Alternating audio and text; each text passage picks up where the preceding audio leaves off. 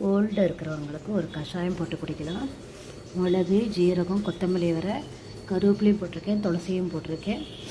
இதெல்லாம் போட்டுட்டு நல்லா பொடி பண்ணிவிட்டு ஓரளவுக்கு அரைகுறையாக மசியும் போது தண்ணியில் மசிஞ்சதுக்கப்புறமா இதை அரைச்சி விட்டு தண்ணியில் கொதிக்கிற தண்ணியில் போட்டுட்டு வடிகட்டிட்டு குடிக்க வேண்டியது.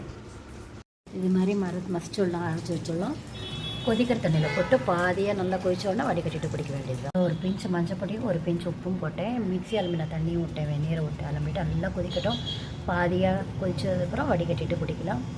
இது சூப்புன்னு சொல்லலாம், கஷாயம்னு சொல்லலாம். மழை காலம்னா இப்போ எல்லாருக்குமே கோல்டு பிடிக்குது, எனக்கே கோல்டு இருக்குப்போ நான் குடிக்க போகிறேன் கஷாயம் போட்டு. நல்லா கொதித்து சொண்டை வந்துட்டு பாருங்கள். இப்போ வடிகட்டிட்டு கொஞ்சம் வாமாக இருக்கும்போது குடிக்கலாம். வடிகட்டியாச்சு, வாமாக இருக்கும்போது குடிக்கலாம், ரொம்ப சோடாக குடிக்க முடியாது.